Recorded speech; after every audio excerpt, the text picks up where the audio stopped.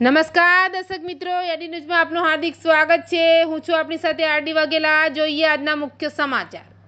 Ankleshwar state monitoring સેલની ટીમે Ankleshwar national highway ઉપરથી કામગીરીનું એસ્ટેટ 1માં લોખંડના સળિયા ભરી જતા ચાલકો સાથે સળિયા સગેવગે કરવાનું કૌભાંડ ઝડપી પાડ્યું હતું। પોલીસે આ મામલામાં કુલ 1.17 કરોડનો મુદ્દામાલ કબજે કર્યો છે। સ્ટેટ મોનિટરિંગ સેલની ટીમ ભરૂચ જિલ્લામાં પેટ્રોલિંગમાં હતી।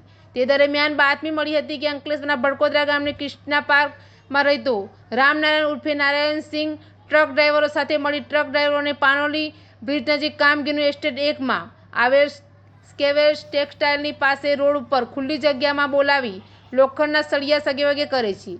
જેવી બાતમીના આધારે સ્ટેટ મોનિટરિંગ સેલની ટીમે દરોડા પાડ્યા હતા અને સ્થળ પરથી 4 પૈકી 3 વાહનોમાં ભરેલ 72.352 કિલોગ્રામ લોખંડના સળિયા મળી આવ્યા હતા। પોલીસે 37 લાખના સળિયા અને 70 લાખના વાહનો તેમજ 12 મોબાઈલ ફોન મળી કુલ રૂપિયા 1.17 કરોડનો મુદ્દામાલ કબજે કર્યો હતો અને રાજસ્થાનના ઉડાજર ગામના ઉમેદનગરમાં રહેતો બાબુલાલ ચેનારામ જાટ, મોહનલાલ સિમથરિયા જાટ, નેમારામ કરણારામ જાટ, તાજારામ લાલારામ જાટ સહિતના 11 ઇસમોને ઝડપી પાડ્યા હતા, જ્યારે મુખ્ય સૂત્રધારને વોન્ટેડ જાહેર કરી વધુ તપાસ હાથ ધરી છે।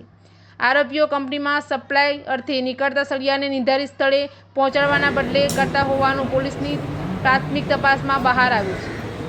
એડી ન્યૂઝ સાથે રિપોર્ટ જયેશ પ્રજાપતિ, અંકલેશ્વર।